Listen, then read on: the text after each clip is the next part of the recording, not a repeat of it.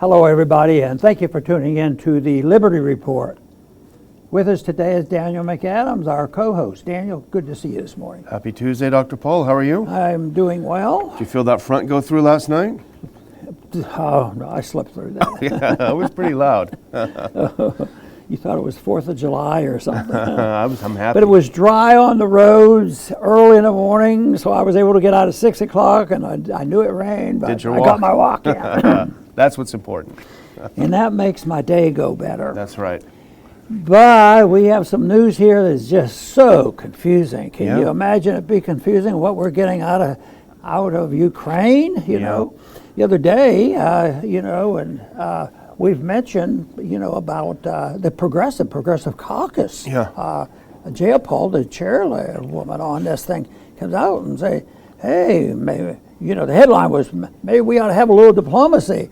But buried in there, but you got to keep hating the Russians. Yeah. But it made a lot of news. But that was one thing, and we postulated, why are they doing it now? And, of course, the first thought that came to our mind was politics.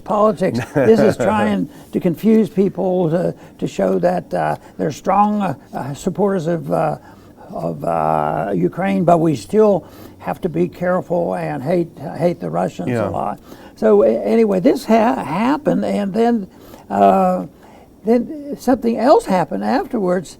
There were 30 of them, and it got a lot of attention. And the headline usually was, 30 progressives. Now they question, the whole policy. We should be negotiating, and they had, half of it was suggesting common sense. Yeah. And we said, well, that's good. Maybe things are breaking. Maybe they are, responding to a popular opinion, and it's an election time coming up. Maybe that's why they're doing it, and it still could be some of that, to show that they're more fair and balanced on foreign policy. But no, there was a big answer. Somebody had to answer back, hey, wait a minute, you guys are going too far. We didn't mean all that. So they sent out, there's more material on the follow-up than there is on the original thing. That almost got by. But now there's several articles just dealing with this because it looked like they backed off. And I wonder when they started using the word walk back. It seems like something happens, they say something, and say, well, they'll have to walk back. They'll have to be walked back on that one too. So they figure, well, you said it was dumb, it wasn't right, it was a lie, so somebody has to correct it, or Biden lost his notes, something like that.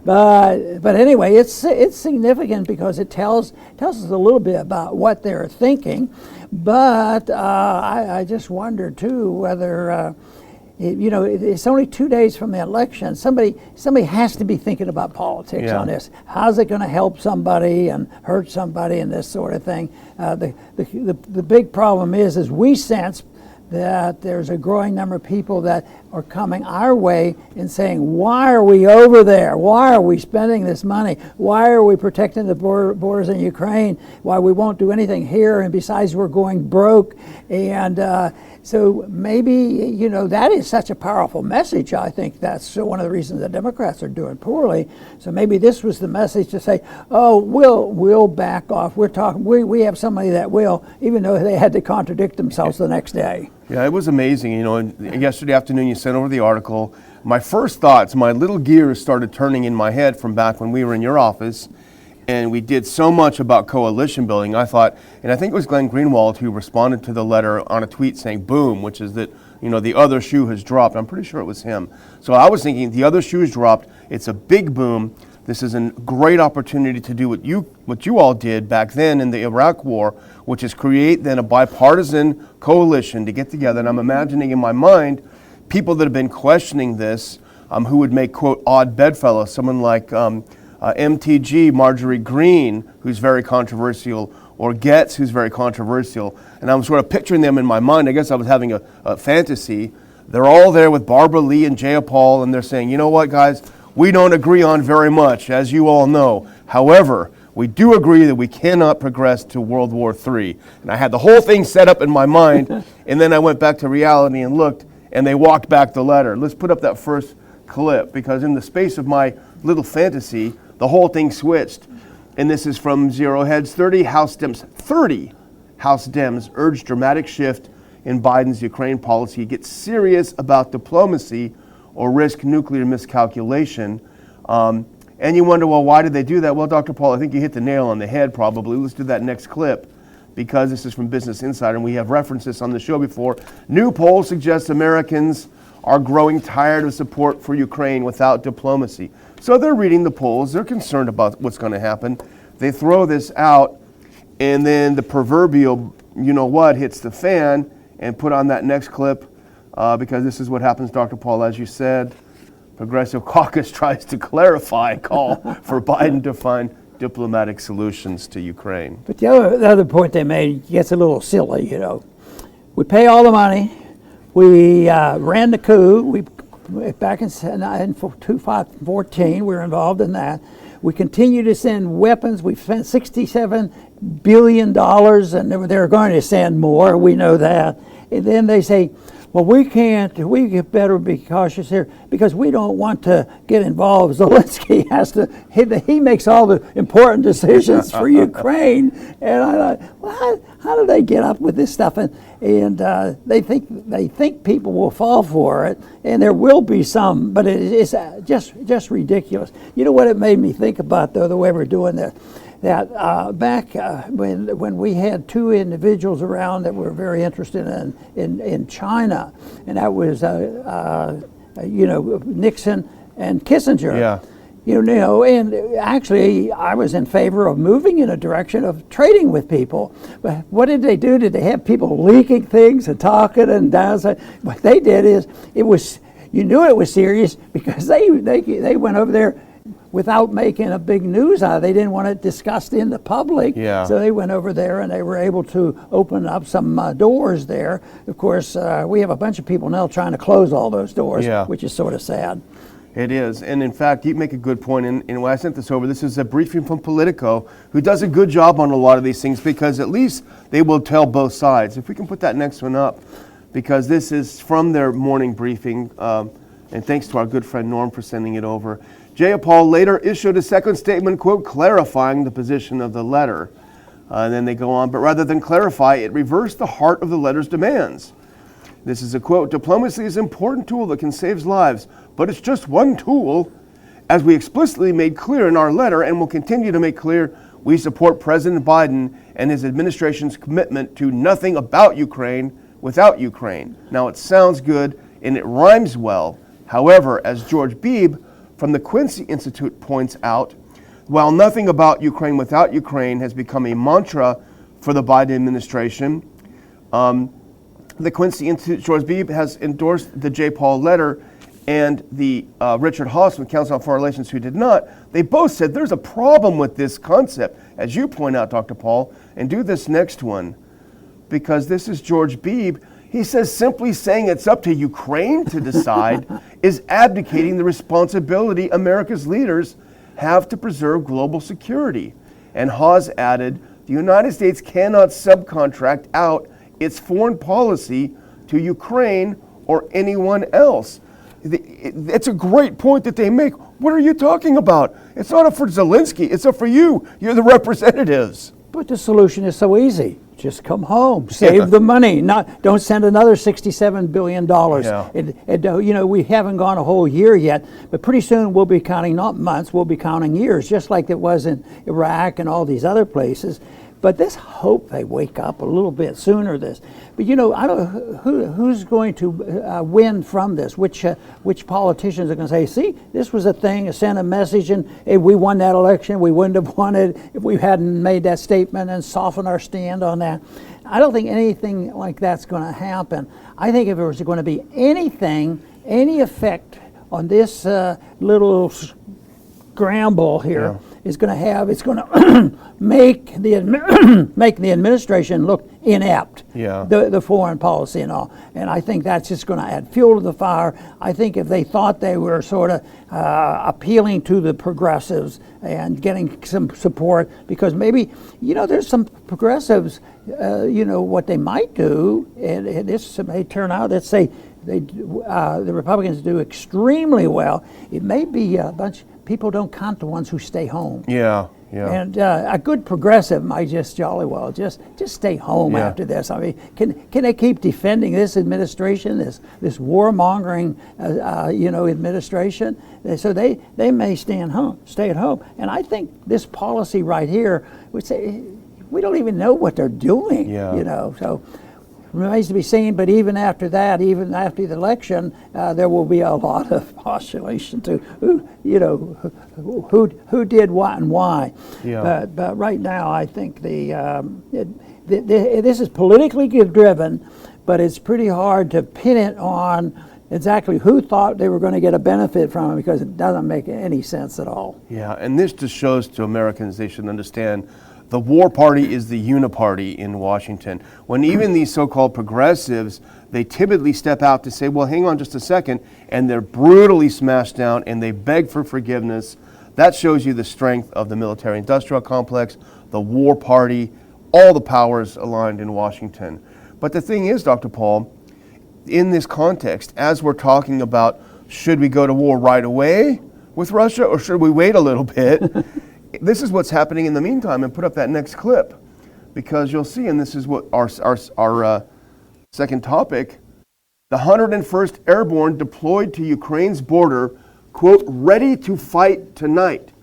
And this is from antiwar.com's Kyle Anzalone, who is also with the Libertarian Institute. He said the White House has deployed thousands of American soldiers just miles from Ukraine to prepare for war, according to CBS News. And I highlighted this part. Officers speaking with the outlet revealed that they were there for combat against Russia. So this incident came up, and that's what I have on. I have all this other stuff on what they're doing, in Ukraine, and that letter, and what our policy is. But it almost suggests to me that this might be the most important thing. Yeah. Because this is terrible. You talk about escalation, and yet that didn't get much news. And they talk words about that. And then the people, I would guess that most of the people who signed that letter have voted money for Ukraine. I mean, there weren't that many that ever voted against the money, but there were certainly some in there. Look how AOC is all over the place with how she spends the money. But this, I think, is a very serious problem. That they're sending a bunch of troops over there, thousands of troops, and right on the border. You talk about, antagonizing Russia, which we've been doing ever since there was a gentleman's agreement, and more than that, if some people argue that really NATO had agreed not to put weaponries up anywhere close to their borders, and we've continued to do it. Now we're getting closer and closer, and now it's a blame game. And of course, the name of the game for the warmongers is they have to demonize Russia. Even if you argue the case, which is closer to my position, is that both sides probably have some faults, but you have to look at who's really on each side. Who are the Russians fighting? Oh, those poor Ukrainians, they invaded and took over Ukraine. They're the aggressor. Well, maybe it's NATO. Maybe it's the United States. Maybe it's the American taxpayers. Yeah. It's mostly American taxpayers' money that's being involved in this. And then they say, well, we'll just be neutral. We'll put on sanctions for them. But morally and legally and constitutionally, we're responsible for so much of that. It would not happen without our policy and the American people going to sleep and say, go ahead. But what we were hoping is that letter would be an awakening of the people, and it still may serve that way. Yeah. We want to urge them to, keep looking at this stuff. But just to lie back and let them do it and never say words and say, oh yeah, we have the Fed there. They can always print the money if we need it. But I think we're fast approaching a climactic end to that policy that we've been following for so long. And hopefully we're not pursuing a climactic end to the other end. That's right. That's everything about every bit is bad. I mean, the thing is, we recognize, particularly as people who like small government and individual liberty, that Russia is hardly the model that we would want to emulate. It is an authoritarian type of state where speech is almost as bad as ours, right? There's no free speech as we know it. So it's not to praise that, but it's to recognize that even in the depths of the Cold War, Even with Khrushchev hitting his shoe on the desk, we were never this close without someone with a cooler head prevailing. And I would actually recommend, I didn't put it up, but our good friend Doug McGregor has a great piece in the American Conservative called Playing at War in Ukraine. And he is an actual military man. He's not like people like Petraeus, who is a perfumed prince. He's actually a warrior. And he broke it down saying these guys they're putting the troops there, they're ready for war. They don't understand what it would entail. And here's just a sentence or two of what he pointed out that people should realize. The questions of how much ground combat operations in Eastern Europe and Ukraine would demand in terms of U.S. manpower, logistical infrastructure, ammunition, medical support, and evacuation are relegated to secondary consideration. For example, he said, in the 11 months after the landings in Normandy, when the U.S. Army was sustaining 90 to 100 casualties a month, the divisions that landed at Normandy replaced 100 to 300% of their fighting strength. So Americans should ask themselves, are we ready for something like 100,000 casualties a month? It's all fun and games until the bombs start dropping. Well, that's for sure. And it's easy to be deceived.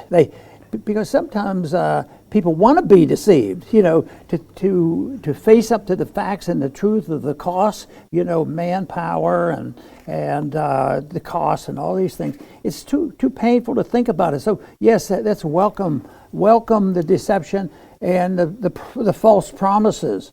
But right now, what I think is happening, the false promises, not of this Biden administration, the false promises of 30, 40, 50, 60 years, the distraction by the monetary policy we have, the fiscal policy we have, the foreign policy we have, and I think what we're witnessing is the coming to an end of all of that because it's unsustainable, and that is what the people aren't quite ready for, and they will be looking for somebody to come with a panacea and take care of them. But I think our job is to wake people up and say, look, just because the politicians tell you they're going to take care of you, you better be aware. And remember the one thing that we discovered in Washington. If they have a bill that comes out and said it's going to do A, B, C, you can be sure it's going to do exactly the opposite. Oh, we're for peace and prosperity and national security.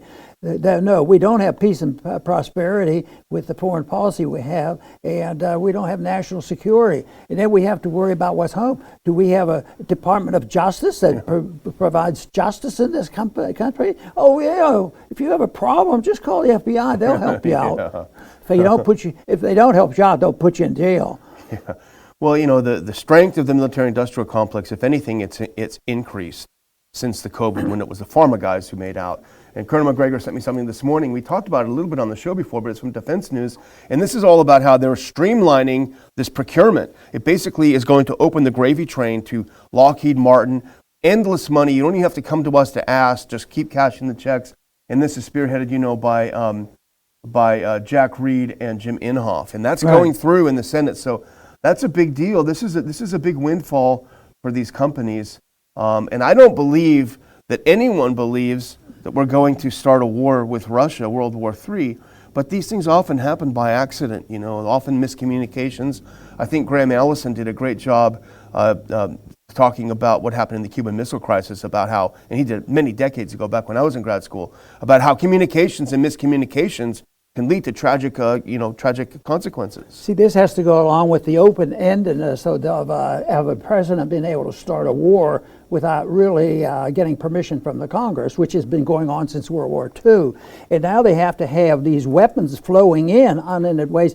And they probably will technically argue against, we don't appropriate money, we just authorize it, and it's going to be an automatic. Nobody's going to back off and not pay the bills. So that's what they do. But they are defying the thrust of the Constitution, what was intended by the founders, to limit our ability, the executive branch's ability to go to war, and yet it's easier than ever because we don't go to war. NATO goes to war, and our government never violates our civil liberties. It's just our corporate friends. Exactly.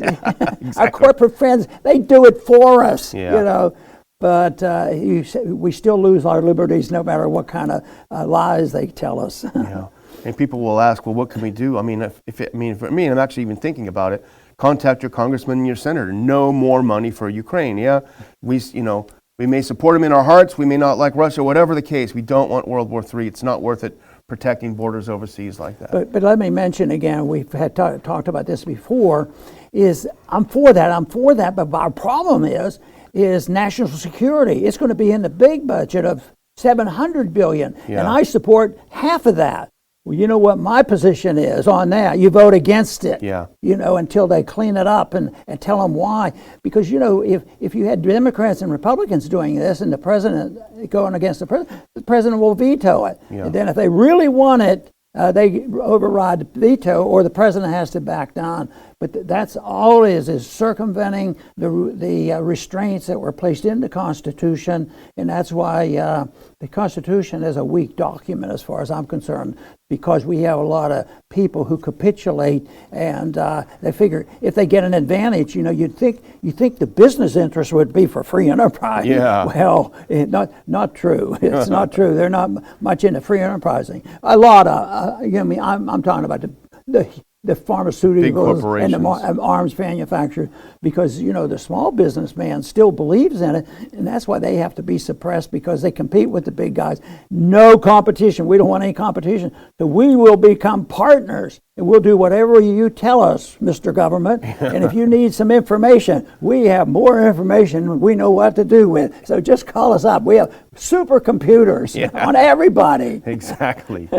Well, let's turn to one of the greatest minds of our time, if we can. Let's put on this next clip.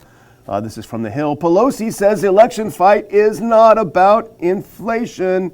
And you mentioned it yesterday with Blake Masters, but it's definitely worth revisiting. Turn on this next clip, please, if you can. Here's Pelosi. When I hear people talk about inflation, we have to change the subject. Inflation is a global phenomenon. The U.S., the European Union, the U.K., the British, they have a higher inflation than we do here. The fight is not about inflation. It's about the cost of living. That just caught my attention so fast, because in this instance, it was not conspiracy as much as total ignorance. She probably thinks that's a good statement, and it's idiotic. The fight is not about inflation. Well, how does the cost of living go up? If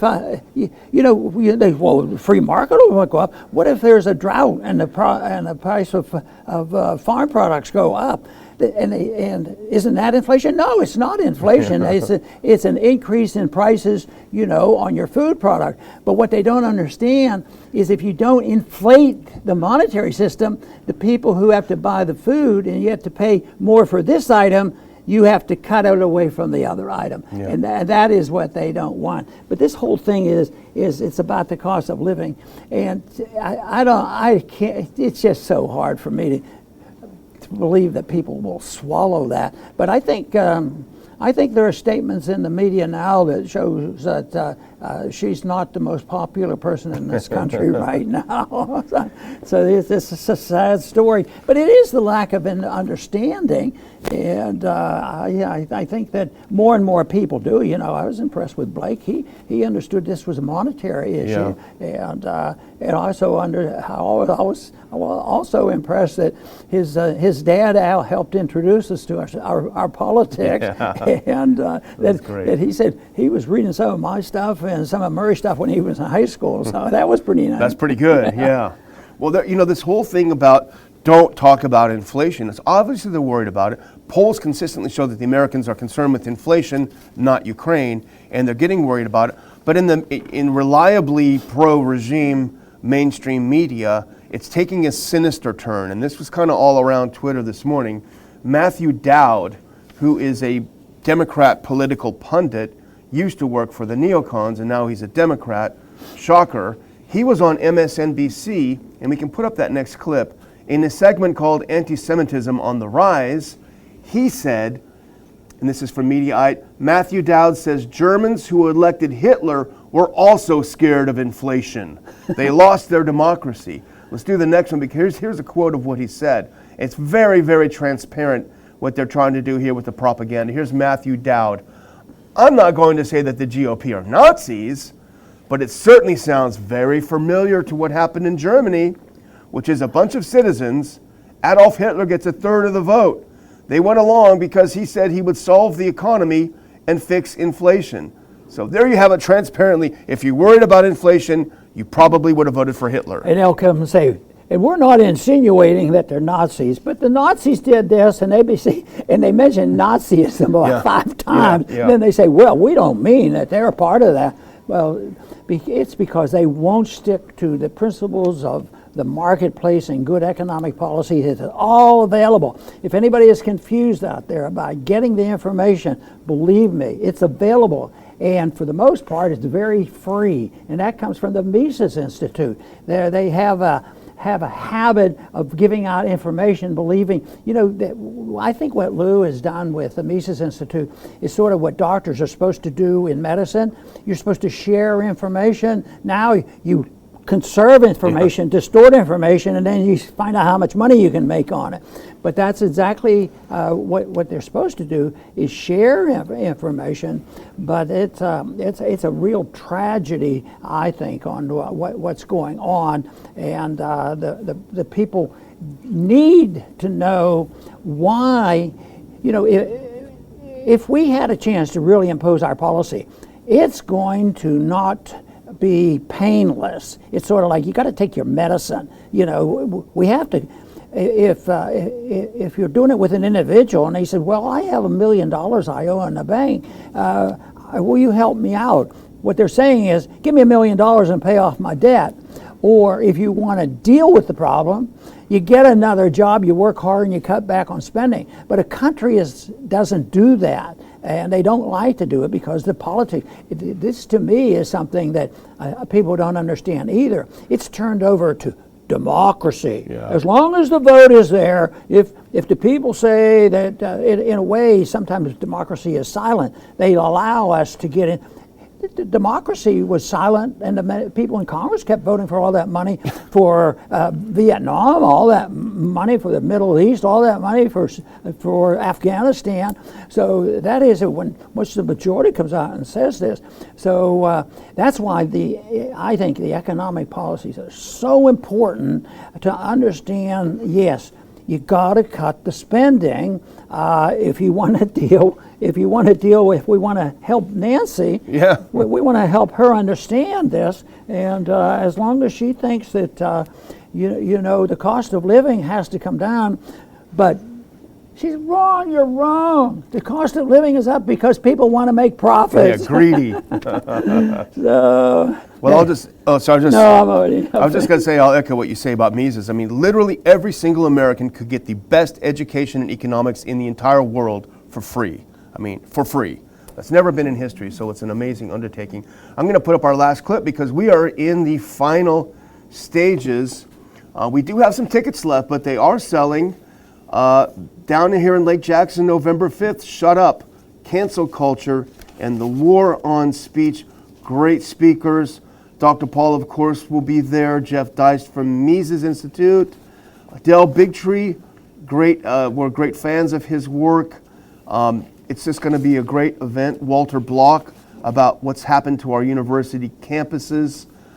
So it's going to be a great time. Go to ronpaulinstitute.org and you can get a link to get your tickets, and I'll put one in the description after the show is over. Just a few days left. It's, believe it or not, Dr. Paul, about a week and a half away.